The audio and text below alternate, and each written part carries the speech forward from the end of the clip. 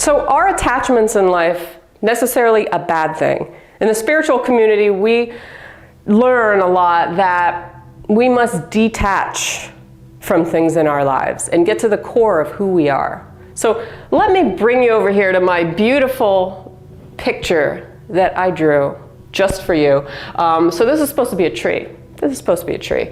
And if you think about your life from the aspect of nature, you're very much like a tree. So you have your essence, if you can read my handwriting, and these are supposed to be little seeds.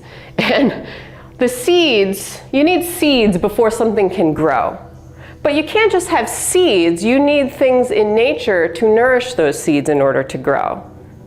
You can't just have seeds sitting there without sunlight, without rain, without things to help it flourish, to nourish, to feed these seeds.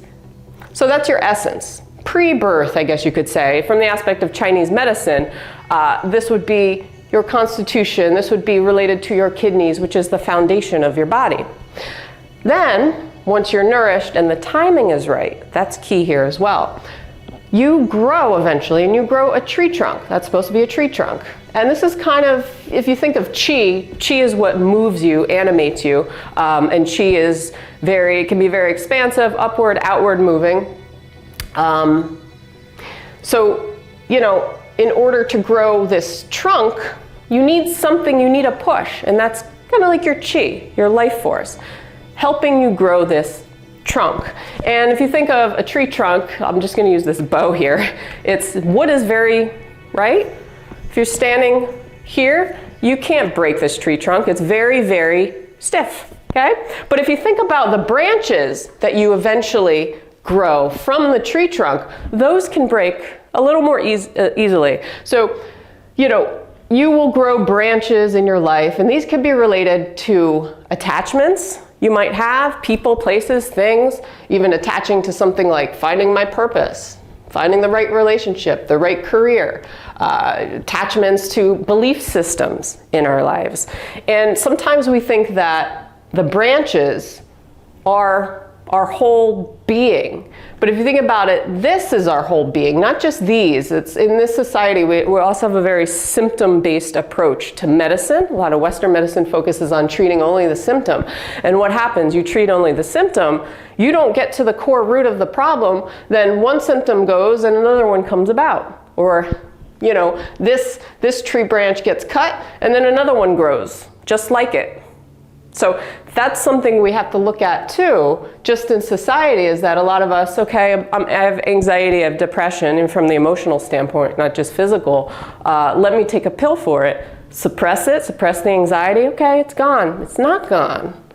You've just erased or kind of suppressed this one, you've cut it with your chainsaw, but you still have all these, and you didn't get to this. Okay, so this could be, you know, childhood trauma, birth trauma, could be anything having to do with your essence, your foundation, your true structure. So if you treat just this, then it's never going to truly go away because you didn't get to this. So anyway, let's go back to attachments. Are attachments bad necessarily?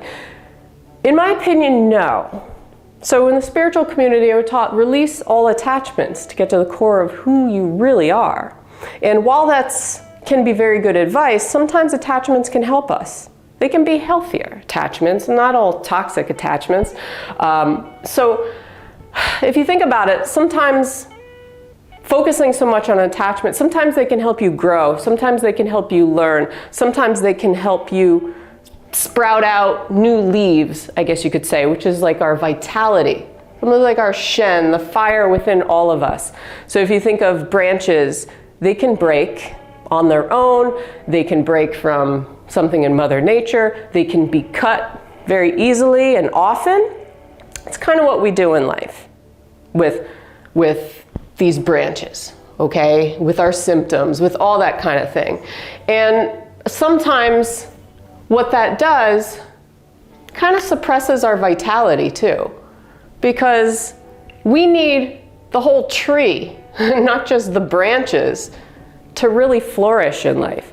So you could think of Jing, Qi, and Shen in Chinese medicine too. So essence, this is kind of Jing. There's something called Jing in Chinese medicine. So Jing is related to our constitution, what we're born with.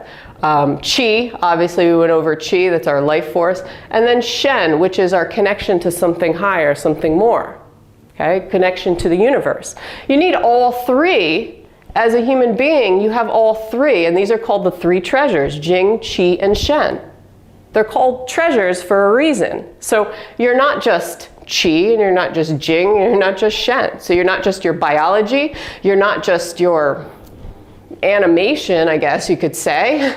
And you're not just a spiritual, like, you need to be somewhat grounded as a human being because you're living on Earth. So you need to somewhat, because sometimes people get into forms of escapism by always trying to be of another world, I guess you could say, to put it mildly. But you need all three in your life to truly, truly flourish. So anyway, I don't know what the point of this video was, just to talk a little bit about attachments.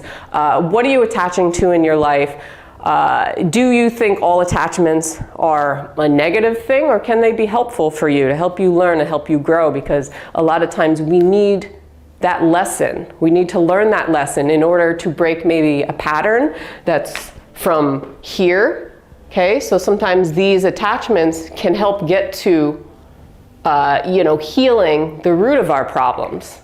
And timing is key as well in life, so not forcing things to happen. We can't force a seed to grow. We can't, pop a seed in the ground and stare at it and be like, grow, damn it, grow. No, timing is perfect in life. So that's why nature is so profound sometimes. It's a very simplified approach of looking at things, but it can be very profound in using it as an analogy for our own lives and timing of our own lives, because so many times we try to force things to happen. We make assumptions in our mind. We attach to certain things, and we think belief structures and all that kind of thing.